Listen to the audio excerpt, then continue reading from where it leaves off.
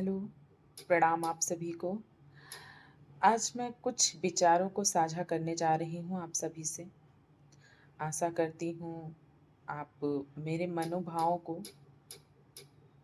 ज़रूर समझेंगे। आज के समाज में, आज के युवाओं में ज़्यादातर कुत्सित विचारधाराओं को देखने को मिल रहा है। हमारे माँ बाप जो हमको इतने प्यार से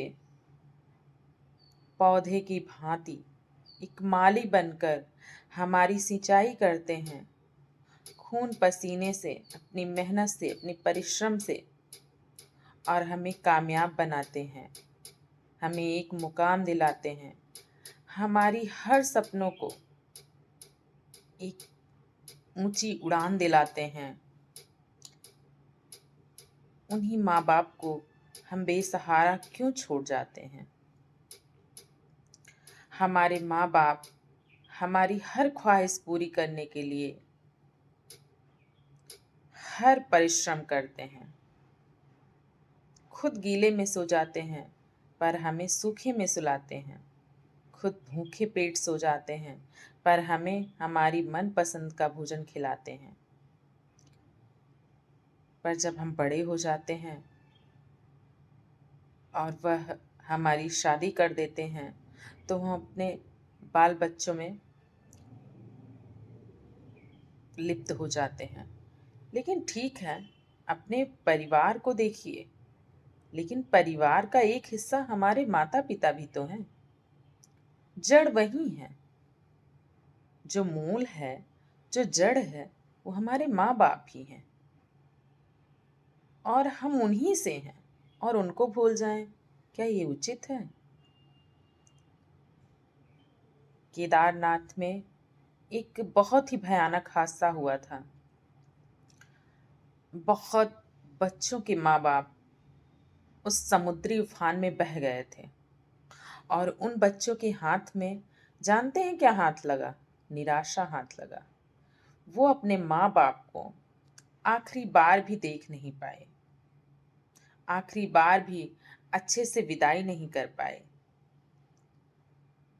तो ये हादसे हमें ये बतलाने के लिए आते हैं कि जीवन जो है बहुत छोटा है। जीवन एक खेल है और हम एकमात्र खिलौना। इसलिए समय रहते हमें अपने माता पिता की कदर करनी चाहिए, क्योंकि अगर जीते जी हम उनकी कदर नहीं कर सकते हैं तो मरने के बाद यदि हम श्राद्ध करें बहुत ही अच्छे से, बहुत ही तन्मयता से, तो क्या हमको पुण्य मिलेगा? सोचिएगा। यदि हमारे भाग्य को बनाने वाले हमारे माँ बाप अगर हमारा साथ न देते, अगर हमको न पढ़ाते लिखाते, तो आखिर में हम किसी भी मुकाम तक, किसी भी ऊंचाई तक कैसे पहुंचते? हमको उस मुकाम तक, हमको उस ऊंचाई तक पहुंचाने वाले हमारे माता पिता ही हैं। हम अपने परिवार के लिए, अपनी बीवी के लिए, अपने बच्चों के लिए, या लड़कियां हुई अपने पति के लिए, अपने बच्चों के लिए, हम लोग तन्मयता से लगे रहते हैं कि ये पूरा करना है, ये पूरा करना है, गर्मी ना लगे, एसी की व्यवस्था करनी है, गर्मी में फ्रिज का पानी पीना है, फ्रिज की व्यवस्था करनी है, हाथ से कपड़ा ना धोना पड़े, वॉशिंग मशीन की व्यवस्था करनी है। और ज़्यादातर हम व्यवस्था कर भी देते हैं अपने बच्चों के लिए, अपनी पत्नी के लिए या अपने पति के लिए। लेकिन क्या हम कभी ये सोचते हैं कि जिस माँ बाप ने हमको चलना सिखाया है, आज बुढ़ापे में जब उनको देख रेख की ज़रूरत है, उनके लिए हमें उनकी लाठी बनना है, उनका सहारा बनना है, तो क्या उनकी देख रेख छोड़ देना उचित है? ऐसा नहीं होना चाहिए। माँ बाप का कर्जा हम कभी नहीं उतार सकते हैं, कितना भी हम उनके साथ कर लें। पर माँ बाप तो माँ बाप होते हैं, वो तो ईश्वर के रूप माने गए हैं।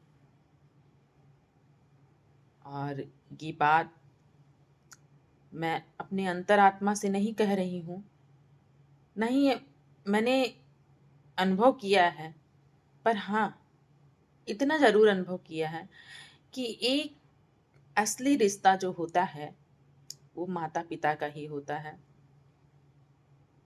जो निस्वार्थ भाव से हमारी परवरिश करते हैं, हमारे लिए सब कुछ करते हैं, सब कुछ सहते हैं, वो हर तपिश को बर्दाश्त करते हैं। और एक हम हैं कि हम उनके किए हुए हर